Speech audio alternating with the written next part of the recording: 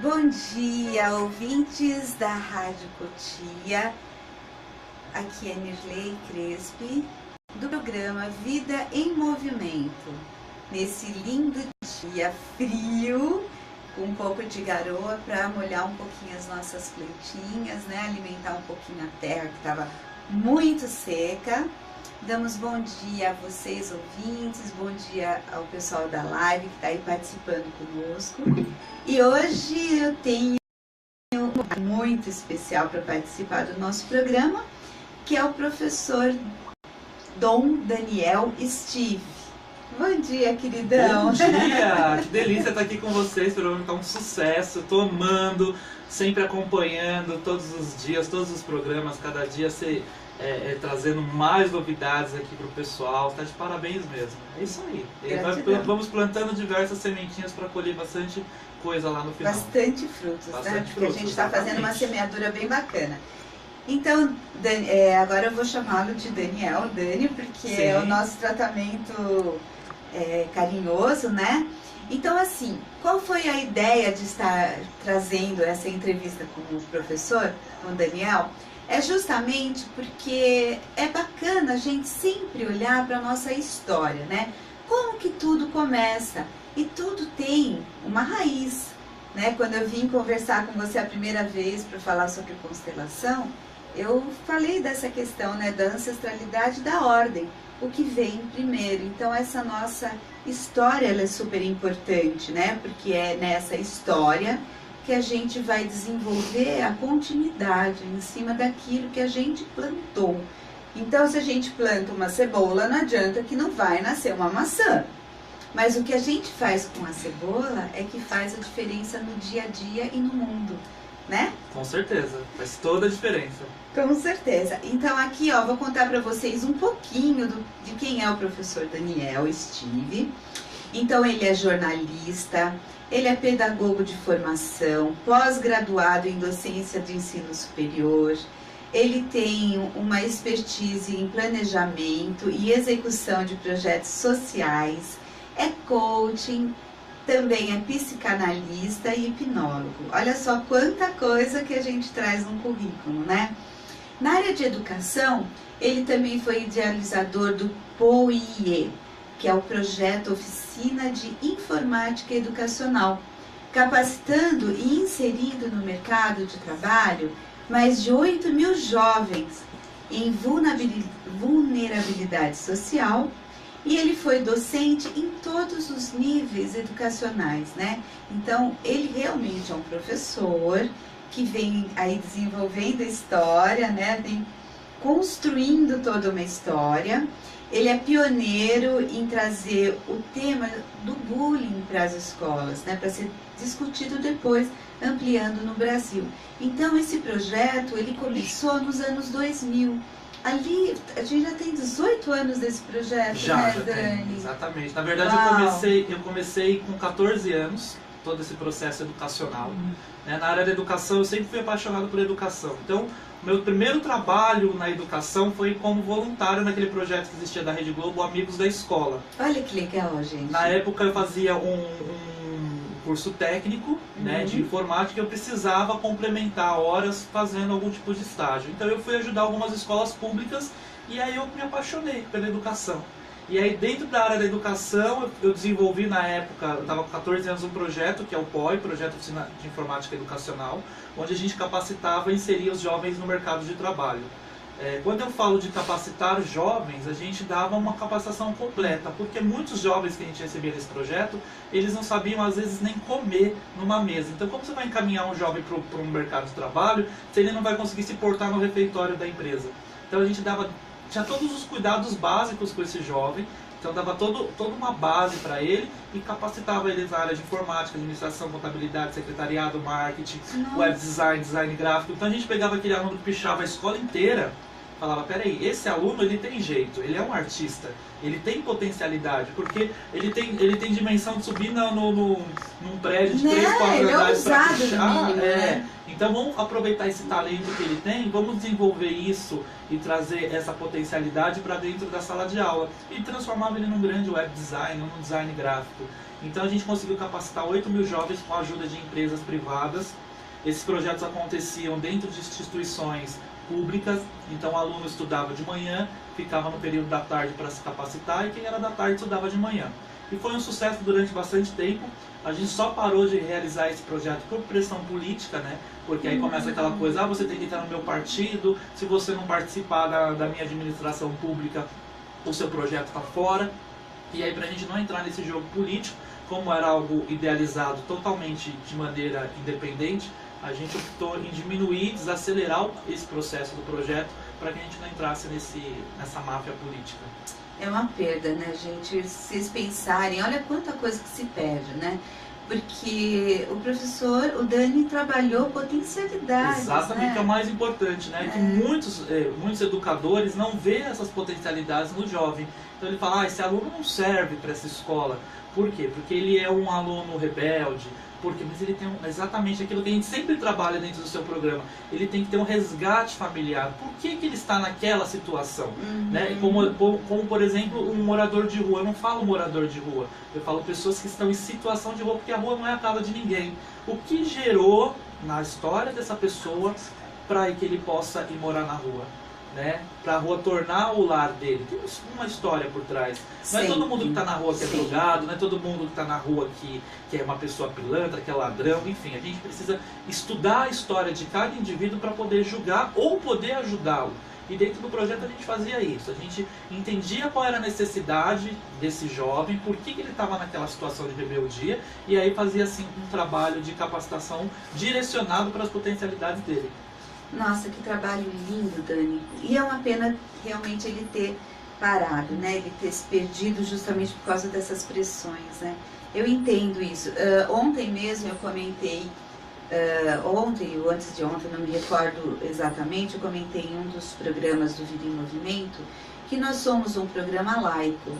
Por que laico? Porque nós não tomamos partido de nenhuma tendência religiosa. Nós respeitamos todas as linhas religiosas, porque as linhas religiosas têm a sua função. Com certeza. Nós também somos apolíticos. E você sabe que essa coisa da religião, eu acho que é de extrema importância. Eu sempre falava assim, eu trabalhei, como você comentou, desde a educação infantil até o ensino superior. Eu tive a oportunidade de trabalhar com todos os níveis de ensino. E o que eu mais percebia na formação das nossas crianças era a falta de religião, independente de qual seja a religião, porque a religião ela cria parâmetros de bem e mal, o anjinho e o diabinho. Sabe aquele que a gente vê no Pica-Pau? Com certeza, né? É a própria consciência desse jovem. Então ele precisa ter uma doutrina religiosa para que ele possa crescer no mundo e entender que para ele viver em sociedade, ele precisa entender o que é bem, o que é o bem e o que é o mal. Ele precisa entender que aquilo que ele quer, também outros querem. E nem ele precisa tudo entender, que você quer, você pode fazer, né? O mundo ele não precisa entender que a liberdade dele termina aonde a do outro começa, né? Então é a questão dos limites, eu né? sempre do brinco, respeito. o mundo não é Las Vegas, né? O mundo vai te voando o tempo todo. Então, exatamente, isso é uma coisa você precisa muito aprender séria. a estar em sociedade. Exatamente. E outra questão, Dani, que a gente não apoia nenhum partido político porque a gente não quer estar preso às ideologias. Com justamente certeza. para nós podermos entrevistar inúmeras pessoas, independente em todos os setores, todas as áreas. inclusive em todas as religiões e em todos os partidos políticos. Assim como nós temos pessoas não boas em religiões e partidos políticos. Então, o Vida em Movimento, ele se permite esse posicionamento justamente por causa disso. O programa em si, o projeto em si, ele se propõe exatamente a essa situação na qual todas as pessoas podem estar ali se manifestando, convivendo, né? E se respeitando, porque isso é importante. Então, perder um projeto como esse ter uma paralisação como essa, num projeto tão belo como o que você desenvolveu durante esse tempo, é uma perda muito grande para a sociedade. Para a sociedade, né? Exatamente.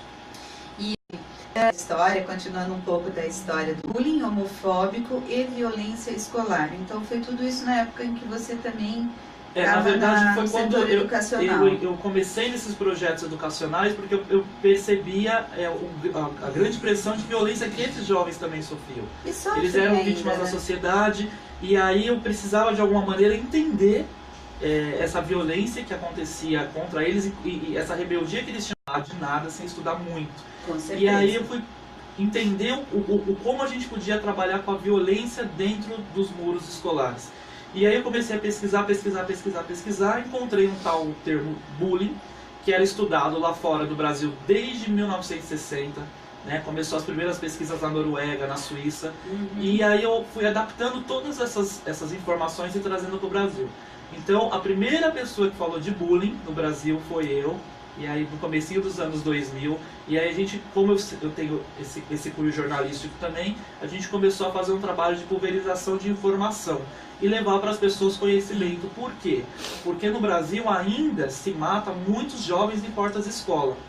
A gente tem uma média de suicídio que é altíssimo. Hoje no Brasil, por dia, 3 adolescentes entre 12 e 21 anos estão tirando suas vidas por sofrerem bullying. Então é muito sério, né, você ter jovens tirando a própria vida. Então por dia no Brasil são 3. Por ano dá 1.500 jovens. E essas estatísticas vão aumentando cada vez mais. Então é algo seríssimo. É um assunto muito sério, né, gente? Porque o que acontece? Esse jovem ele começa a sofrer uma violência dentro da escola. Essa violência vai crescendo, isso afeta, claro, o emocional, um processo de autocontrole. Então ele quer controlar aquela dor que ele sente, ele começa a cortar o pulso, ele começa a cortar a língua, ele se corta. Isso é seríssimo, né? E muito cortando demais. É uma maneira de controlar a dor. Ele acaba se cortando demais. Só que esses índices são altíssimos. Mas por que isso não passa no jornal de rede aberta, num canal de televisão? Porque isso não é interessante para o governo. Porque a gente recebe um fundo internacional que chama Fundeb. O que é o Fundeb? É uma verba internacional que vem para o Brasil. E para a gente conseguir manter essa verba, as prefeituras receberem essa verba, a gente tem que alfabetizar 100% da população, nós temos que ter 2 professores no primeiro ano do ensino fundamental, o ensino fundamental tem que ser de 9 anos, então todas as regras do Brasil vai completando. A única regra que acontece que a gente não consegue bater é a tal regra da violência, então a gente não expõe isso. Então é melhor a gente deixar escondido embaixo do tapete, porque a gente só mostra as coisas boas que acontecem na área da educação. Mas é um assunto muito sério. Quando eu comecei o trabalho, os professores estavam completamente despreparados. Eles não sabiam, a gente levou palestra para o Brasil todo falando do assunto, inclusive de casos de jovens que são agredidos até a morte em portas de escola. Porque antigamente, Nilei, quando eu comecei a pesquisar isso, foi justamente porque antigamente, eu não gosto de você, eu te pego na saída. Né? E aí tinha uma briga ali, brigava, no outro dia os pais na escola, estava tudo bem. Hoje em dia é assim, eu não gosto de você, a minha turma te pega na saída. Dentro da sala de aula a gente trabalha com tribos urbanas, são várias tribos, tem os roqueiros, os emos, os góticos, os funkeiros, os pagodeiros, enfim, são várias tribos urbanas dentro da sala de aula, e essas tribos, isso é uma maneira de você punir o jovem que cometia violência contra outro jovem por ele ser menor de idade. Então, se trouxemos o termo bullying para o Brasil, para caracterizar uma violência que acontece apenas dentro dos muros da escola, porque fora da escola é uma violência qualquer, tratado cueca, que é o artigo. Aí, a partir da hora que nós trouxemos o termo para o Brasil, começamos a fazer uma discussão nas universidades e levando isso para as escolas, que essa violência ela não acontece só em escolas rurais e urbanas também acontece, então ela é presente em todas as escolas mesmo. E aí a gente começa a fazer um trabalho de intervenção política, aí sim a gente vai com um trabalho político, que é de criar leis específicas para punir esses jovens, que é necessário. Então, pessoal, vocês vejam como é mais extenso do que é vinculado A questão que acaba acontecendo é que, se a gente pensar, como você acabou de colocar, né, que são, digamos, até guetos e dentro da própria escola, né, e que ficam se degladiando, isso tem a ver com questões de pertencimento, o quanto que essa criança, né, que ela entra criança e depois ela vai crescendo, né, o quanto que essa criança traz questões da própria casa, da própria escola. O grande problema está ainda na família. Sim, né? claro. A criança, se você pegar duas crianças de 4 anos, uma negra e uma loira de olho azul, e colocar as duas para brincar, elas vão brincar. Sim, sem nenhum problema. Se você pegar uma criança de 10 anos, loira de olho azul e uma negra, elas já não vão mais brincar. Porque elas já começam a ter influência de preconceitos familiares dentro da sala de aula. Isso é trazido para a sala de aula. Isso é factual. Né? Então, a criança ela não tem nenhum tipo de preconceito. A criança ela é pura, ela quer brincar, ela quer se divertir. Mas a gente já percebe hoje essa influência familiar dentro da sala de aula. Então é muito sério. É uma discussão que a gente precisa levar para as pessoas, porque é através do diálogo que a gente consegue transformar uma sociedade. Não é brigando, jogando pedra, botando fogo, destruindo patrimônios, que a gente vai conseguir transformar a sociedade. Nem pichando, né? Nem pichando. A transformação da sociedade se dá através do diálogo. Com certeza. E uma das coisas que é mais importante nessa questão do diálogo é lembrar que as famílias são responsáveis pelos seus filhos e parar de mudar, né, essa transferências que as famílias fizeram da responsabilidade da educação. Eu encontro, isso já atendi vários professores super estressados e muito frustrados, Dani, porque eles chegam para mim chegaram já e chegam para mim no consultório trazendo essa queixa, né? Onde os próprios professores se tornam vítimas do bullying dos pais, onde eles estão reféns. Eles são reféns dos jovens, por eles não poderem fazer uma interferência mais ativa mesmo, mais pontual, e são reféns dos pais que não lhes cabe. Você sabe que eu tive escola de educação infantil fundamental por um período. E aí eu recebia crianças a partir de 3 meses de vida, porque os pais têm que voltar, a mãe tem que voltar da licença, e a gente trabalhava com crianças até 9, 10, 11 anos de idade. Eu tinha bebês que às vezes chegavam na escola, a primeira palavra éramos nós que ouvíamos, a primeira vez que a criança andava era nós que acompanhávamos os primeiros passos. A criança chegava muitas, 6h30 da manhã, porque a mãe entrava às 7 do trabalho, a gente abria a escola mais cedo para receber. E muitas mães iam buscar a criança 9 da noite. Nossa. Então ela deixava a criança dormindo, entregava a criança dormindo. Em casa, durante a semana, muitas vezes a criança só dormia, ela não tinha acompanhamento nenhum à noite. Sábado ficava com a avó. Aí no domingo a criança ia ficar com a mãe. Aí a criança tinha febre, a mãe me ligava: Daniel, qual é o remédio? Né? Elas me ligavam para perguntar o remédio no domingo. Então, assim, criar o seu filho é impossível. Além de você deixar de vivenciar tantos momentos importantes do desenvolvimento da criança, você acaba transferindo para a escola uma responsabilidade que não é da escola. Uma responsabilidade sua. Né? E as mães têm isso. Então, liga para o professor à noite: ah, mas meu filho está com cólica, que remédio que eu dou? Peraí, você é a mãe, você precisa saber o que seu filho precisa. Sim, sem dúvida. Então, quando eu falei num dos programas sobre a constelação, a necessidade de se resgatar, sim, os vínculos, né? Os laços familiares, os vínculos, a afetividade, isso é extremamente importante. Com certeza. E a afetividade, esses laços, eles não estão pautados na quantidade de tempo que você está com o seu filho, ele está pautado na qualidade da relação que você desenvolve com ele quando ele está com você. Exatamente. Você sabe que existem atos, né, familiares que são extremamente importantes para o desenvolvimento da criança. Eu não tenho tempo de tomar café da manhã com meu filho, eu tenho tempo de almoçar, mas eu tenho tempo de jantar. Então monta a mesa. É chato montar mesa, botar prato, botar talher, conversar sobre o dia. Tá bom, pode ser chato para você, assim, não tem problema nenhum. Ah, mas eu não tenho tempo de lavar. Compra descartável hoje em dia, né? É, Vai lá, eu tenho certeza que um simples. pacote de prato descartável, copo descartável, vai durar um mês todo. E Ou não vai até, nem dar 10 mesmo, reais. ou até mesmo monta lá um lanche, já que você não quer fazer um jantar, se não dá tempo, monta um lanchinho, Exatamente, né? Usa isso faz toda a guardanapo. diferença. Mas o importante é esse momento de estar De com o seu troca de filho, família né? mesmo. Estar mesmo. E isso não é só para criança pequenininha, porque os pais muitas vezes trazem essa culpa e aí eles enchem os filhos de presentes. Exatamente. E assim, não dá o que limite. você falou é super importante. Não é só com as crianças pequenas.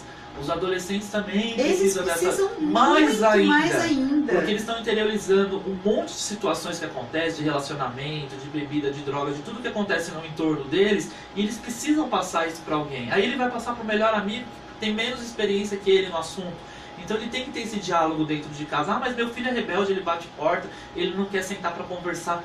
Começa você, sentar sozinho na mesa. Sim, importantíssimo. E vai trazendo a família para a mesa. Isso é super importante. E são detalhes que você faz toda a diferença no desenvolvimento familiar. E acompanhar o desenvolvimento do corpo físico do seu Sim. filho, né? Então, por exemplo, as meninas, quando vão chegando no momento da menstruação, da primeira menstruação, é importante ter esse acolhimento da família. Mas ela tem aula de educação sexual na escola. Não é a mesma coisa, gente. O menino vai crescendo, vão aparecendo os pelos, né, que vão aparecendo. Aí eles vão descobrir as coisas na internet, aprende tudo errado. O pelinho de barba, né? E aí os hormônios vão mudando. É super importante ter a presença dos pais nesse momento, que vão conversar com eles sobre essa mudança no corpo, né? Porque essa mudança ela é impactante, Sim, né? sim. É a mudança, é a troca de referencial. E aí tem relacionamentos, sim, tem tantas coisas aí que eles precisam. Começa a surgir as apaixonites, né? Aquela primeira paixão, que pode até ser pelo professor, pela professora, sim. que é comum que aconteça. Então tudo isso, gente, é muito importante. Aí você fala, ele sofreu bullying na escola, mas por que ele sofre esse bullying de fato? Porque ele não conseguiu se fortalecer o seu próprio ego. Exatamente. Né, na construção do seu ego, para ele poder estar na escola e lidar com essas situações. Porque assim, o bullying na escola é cruel, mas o bullying no dia a dia é tão cruel quanto. Exatamente. Né? Então, na verdade, tudo é um reflexo, né? Eu costumo dizer assim, quem tem que estar preparado para o bullying? A criança tem que estar preparada, os pais têm que estar preparados, a escola tem que estar preparada, o educador, principalmente, tem que se preparar para poder entender o que está acontecendo na sua sala de aula. Porque eu vejo professores, às vezes, entrando na sala dos professores, revoltados, estressados, dizendo que ninguém aprende na sala dele. Peraí, tem alguma coisa errada, talvez, da maneira com que ele está passando informação para esses alunos, e tem que observar o que acontece com esses alunos. Então, é um ciclo importante. E eu sempre costumo dizer, o problema ainda está na nossa sociedade. A gente fez um curta-metragem há 2 anos atrás, que chama Pelo Direito dos Meninos. É um texto de uma professora lá de Minas Gerais, da Universidade de Minas Gerais, a Silvia, um texto lindo. E aí a gente adaptou ele e criamos um curta que foi passado no Dia Internacional da Mulher. E aí dentro desse curta a gente mostra diversas situações que mostra o bullying, que mostra o preconceito, que mostra uma série de coisas, mas o nosso foco maior lá dentro é falar sobre machismo, né? Porque hoje a gente tem muito essa coisa do empoderamento da mulher brigando pela sociedade, as mulheres feministas, né? que não se depilam, que tiram a blusa no meio da rua, que eu acho que não há necessidade para tudo isso, como eu falei. A gente acaba transformando a sociedade com diálogo, mas as mulheres feministas têm um movimento muito forte, e eu acho bacana porque elas estão lutando por um direito, só que a gente tem que tomar cuidado, por quê? Quem educa o homem machista é a avó, é a mãe, é a tia, é a professora. São mulheres que educam os homens. Então, se a gente quer ter uma mudança na sociedade, pela raiz, você tem que começar por você. Claro. A raiz é você. Você não pode mudar o outro. Você não pode exigir do outro que ele seja diferente, se você não mudar a partir de você. Então, o grande segredo os meus filhos são machistas. Tem mães que falam isso. Eu não criei meu filho para ser machista. Peraí, quem deu a educação foi você. Então a gente tem que tomar muito cuidado. Então, nessa isso. questão, eu entro também, porque assim, a gente está falando da mãe e tal. Sim. Sem dúvida nenhuma, eu concordo com você, porque isso é uma coisa que vem mesmo da Europa. Qual é a nossa raiz? É uma raiz europeia, né? E aí entra na questão do sistema, na repetição dos aprendizados, né, que eu já comentei várias vezes na questão, até que a gente trabalha nas constelações, mas para que a gente consiga realmente uma qualidade de vida melhor, é preciso que a gente reveja os nossos conceitos, que a gente se trabalhe, que a gente faça esse movimento de conscientização, né? E outra coisa que me chama a atenção nessa questão de educação, na questão familiar, é justamente parece assim, eu preciso comprar o meu filho para me comprar, né, para comprar minha consciência, para eu me satisfazer nas minhas projeções. Exatamente. Né? Eu faço a projeção, eu não tive quando eu era criança, então ele vai ter tudo. Tá bom, aí a hora que você não puder dar tudo, ele vai sair por aí roubando. Porque ele quer tudo. Ele pode tudo, ele não teve limite. Então, gente, não tenham esse tipo de conflito, porque esse tipo de conflito é uma ilusão, tá? A gente pode viver muito bem, tranquilamente, com aquilo que a gente pode oferecer, né? E ir desenvolvendo à medida que a gente vai conquistando. Com certeza. E aí a conquista da família, né? A conquista não é só dos pais que agora querem se compensar nos filhos, e aí esses filhos acabam tendo uma ideia distorcida, e aí vão se inserir em guetos, né, que tem aquela mesma vibe, e aí as vibes não se harmonizam e começam essas brigas de gangue, por assim dizer. Exatamente. E que acaba sendo muito pior para todos nós, né, do que a gente possa imaginar. Inclusive, quando eu levo palestra para as escolas, eu levo inclusive uma situação que aconteceu numa escola pública, onde uma menina é agredida, por ela ter uma ideologia de vida diferente, se reúnem vários jovens para agredir ela, e ela vai a óbito em menos de 1 minuto, porque joga uma pedra de paralelepípedo na cabeça dela. Nossa. Então, assim, é como se fosse um tomate estourando no chão. Então, assim, é muito sério isso. Quando a gente fala de violência escolar, é um assunto seríssimo. E aí a gente entra dentro do assunto, né, seu de pesquisa, que é a constelação familiar, porque está tudo ligado à família. Claro. Então, para a gente mudar nosso filho lá fora, temos que mudar a nossa família, a sua maneira de agir, de se comportar, para que a gente possa mudar a partir do micro para o macro, sempre. Né? Então, se você quer do outro respeito, você tem que dar respeito a ele. Sempre, gente, isso é super importante.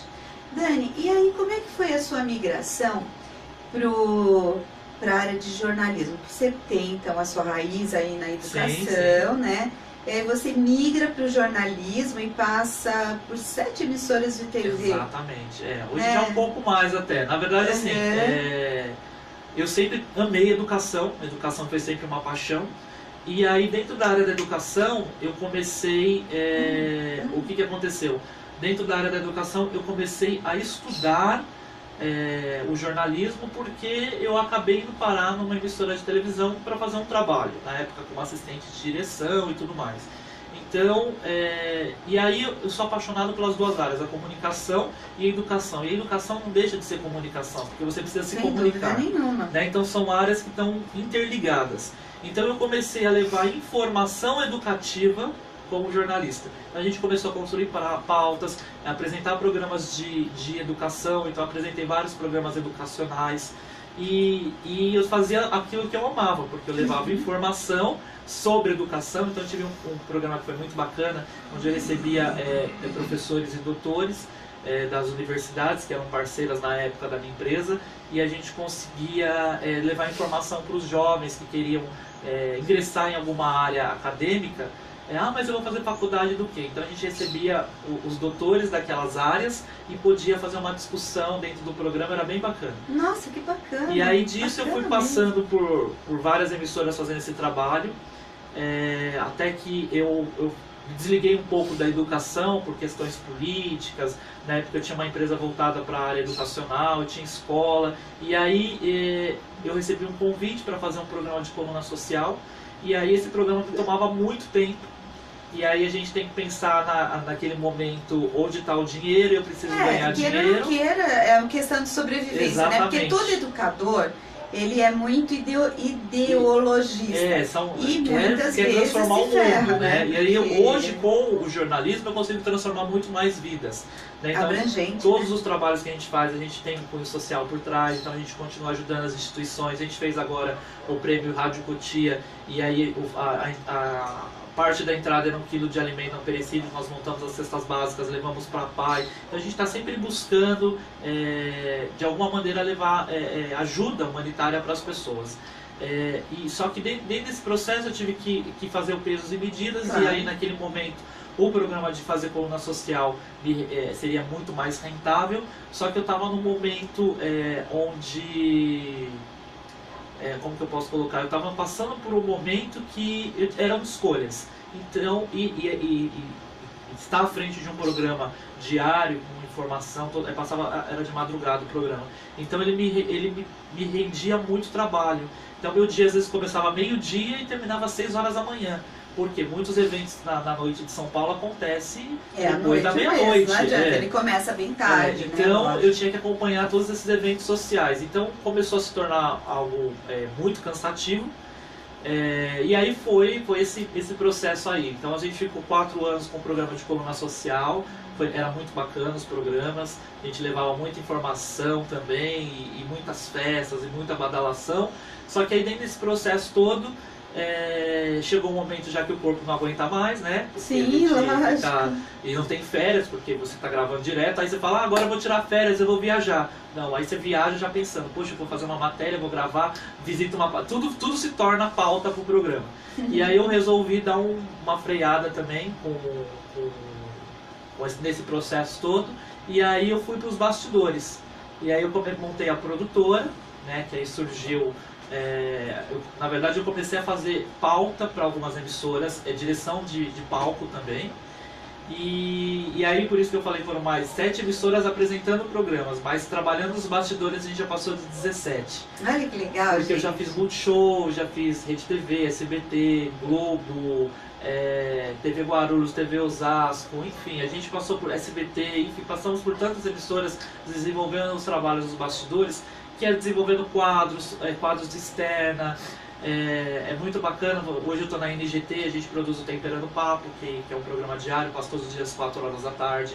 A gente leva muita informação para o programa, então depois que eu cheguei no programa a gente começou a mudar algumas coisas. Agora a gente está fazendo, por exemplo, um concurso de culinária fit, que é de culinária saudável. Então hoje a gente fala de muitas pessoas precisam emagrecer, e não sabe por onde começar, né? Começa pela boca, comendo. O que você come? Nós somos resultado da nossa alimentação. Você quer ter um bom cabelo, você tem que ter uma boa alimentação. Você quer ter uma boa pele, você tem que ter uma boa alimentação. Quer ter um corpinho de sereia, você tem que ter uma boa alimentação. Só que as pessoas quando falam, mas é uma culinária saudável, eu não gosto de verdura, não gosto de legume. O brasileiro copiou, aí como você mencionou, o brasileiro acabou copiando o formato já americano de fast food, né, e comidas rápidas e tudo mais. E aí, dentro desse processo, a gente leva também informação. Peraí, como você pode criar qualidade de vida? Então, assim, todos os meus trabalhos são sempre relacionados, de alguma maneira, a levar autoajuda para as pessoas. E queira ou não queira, não foge do foco da educação, né?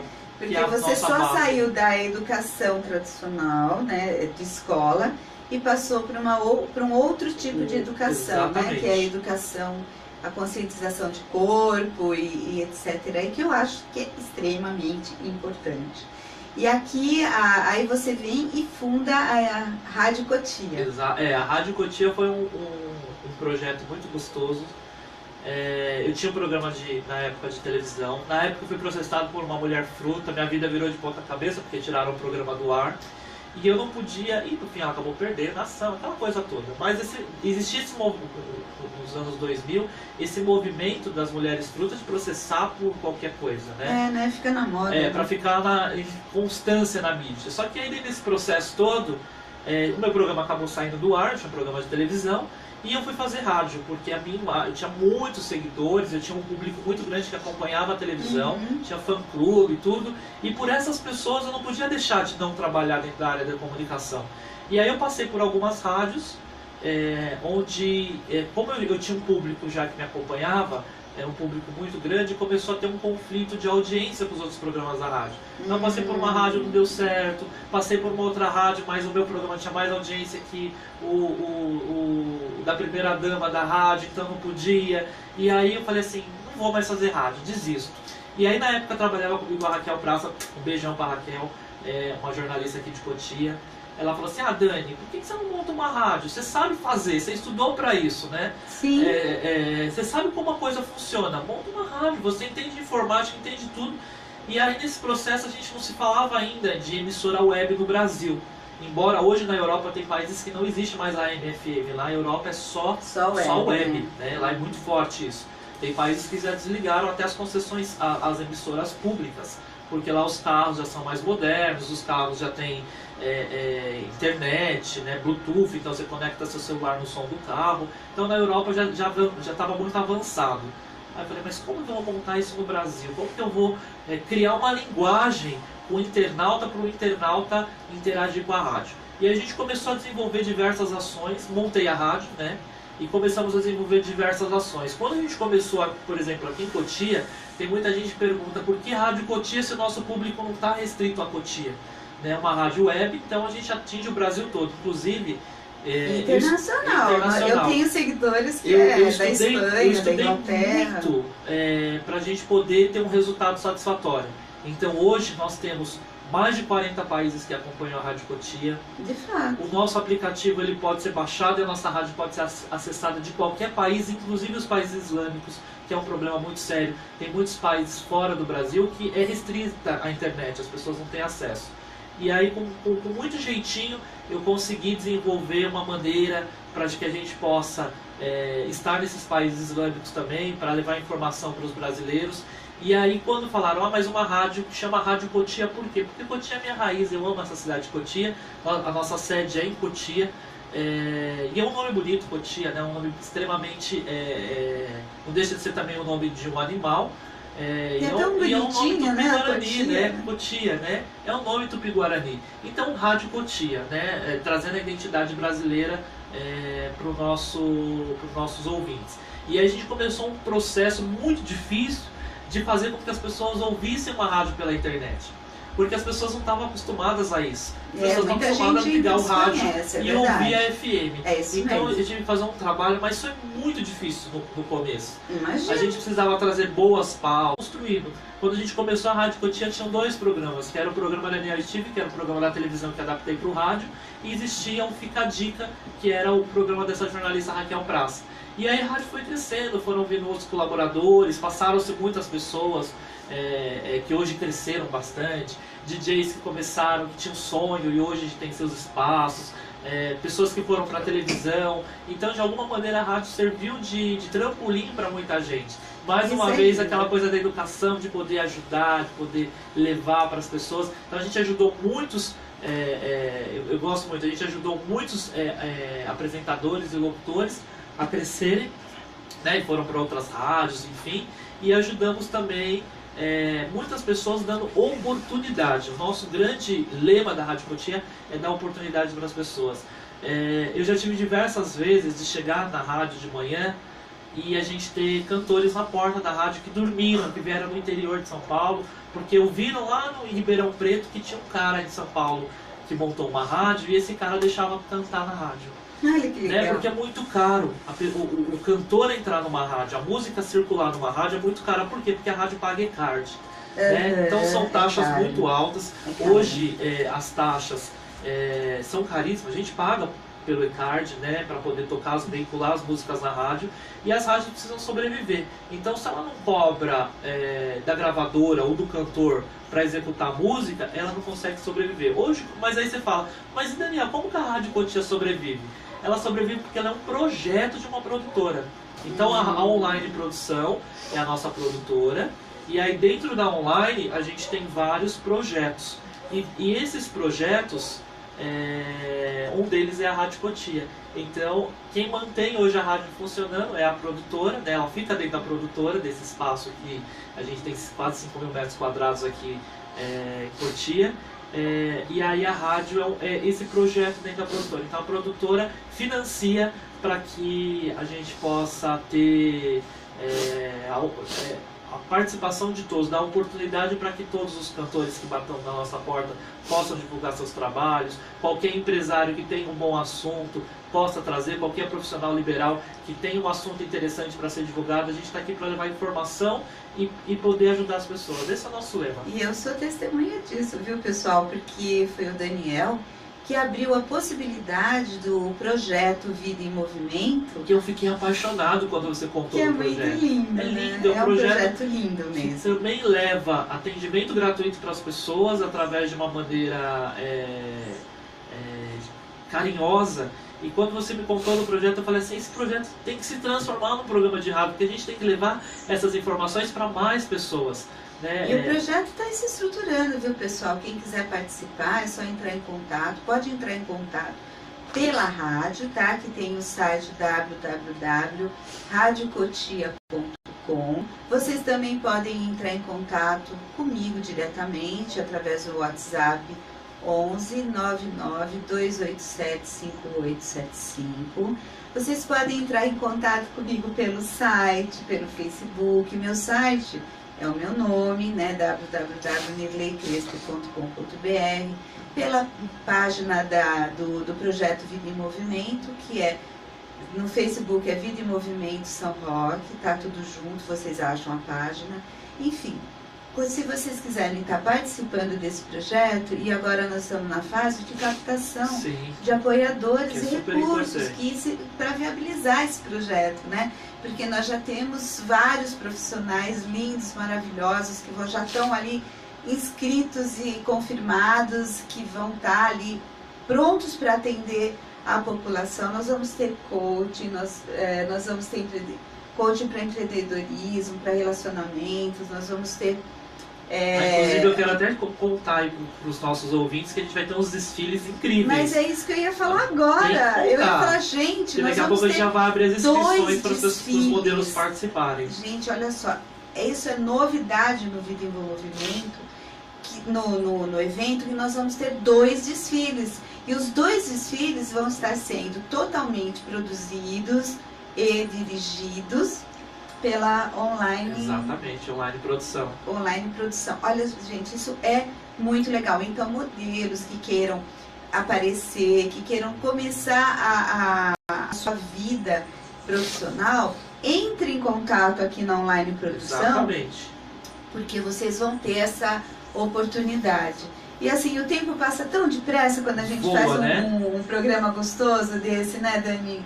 E hoje nós estamos já caminhando para a gente encerrar nosso programa. Então eu quero mandar um beijo muito especial para todos os nossos ouvintes, nossos parceiros da rádio. Estou mandando um beijo também para Selma Vieira, para Lê Paulino, Davi Levita, Renê Rosa, o Renê do Rap, o Lu Alves. Mais um monte de gente aqui, a lista tá super grande, tá? Mas eu vou ter que dar uma parada nessa lista, senão a gente vai atropelar todos os horários e continuidade de programas, tá? Então eu quero só lembrar vocês que o Daniel, ele tem um título nobiliárquico.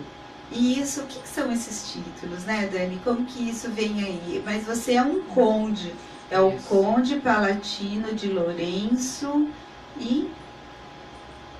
deixa eu só pegar aqui que o nome é comprido. Um Conde Palatino de Lourenço Barbosa, com a dignidade de Conde de São Miguel Arcanjo.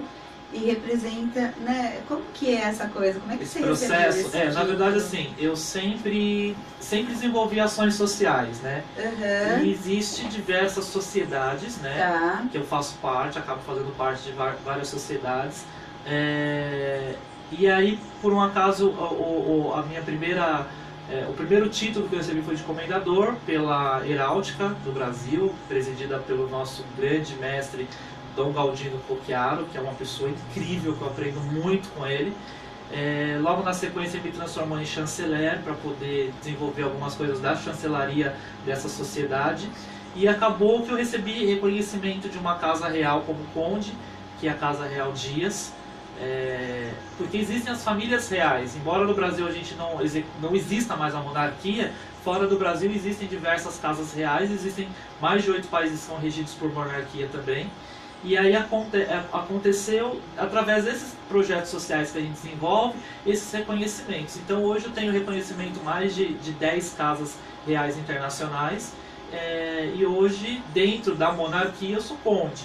Mas é um título, né, um título de nobreza que a gente executa com muito carinho. Então onde a gente vai, a gente leva essa questão de fazer o bem para as pessoas, porque Sim. isso é o mais nobre de um ser humano. Com certeza. E é isso que a gente faz. Então é só um reconhecimento desses trabalhos todos que eu venho desenvolvendo. Nossa, Dani, gratidão por estar aqui comigo hoje, me concedendo essa entrevista, porque é muito gostoso ser entrevistado, mas entrevistar pessoas como você sempre traz assim algo muito bom, onde a gente acrescenta e leva informação para todos vocês, porque esse é o nosso objetivo. O Vive em Movimento tem o objetivo de levar informações que acrescentem para vocês. Aí quando as pessoas pensam, podem vir a perguntar, né, como isso estaria acrescentando, é justamente vocês verem que isso é possível para todos vocês, tá? Então hoje a gente vai ficando por aqui. Eu agradeço a presença de todos, a participação de todos. Estou mandando um beijo muito grande a todos. Peço que vocês que ouviram também compartilhem nas suas redes, certeza, tá? É super importante. Quem está acompanhando aí no Facebook, não custa, compartilha com um amigo, porque talvez a informação que a gente passou não é importante para você, mas pode fazer transformação para o próximo. Pode mudar para o próximo. Então compartilhem para que a gente possa estar ampliando a nossa rede, né, de pessoas, tá bom? Mesmo porque o Face agora anda assim, dando umas travadas, ele limita bastante, né? nosso trabalho. E aí é uma Mas forma a gente da chama você, Facebook. Com certeza, parceiraço! Sem Face, sem Instagram, sem WhatsApp, sem YouTube, e gostoso sem essas plataformas a gente não sobrevive mais. E o gostoso disso tudo é a gente olhar para essa tecnologia, né, e poder ser grato, né? Fazer parte desse desenvolvimento tecnológico. Usar a tecnologia de forma positiva. Então é isso, pessoal. Gratidão. Tenham um lindo dia de frio e um beijão para todos. Gratidão, Rádio Cotia, e a todos os amigos do Face. Namastê.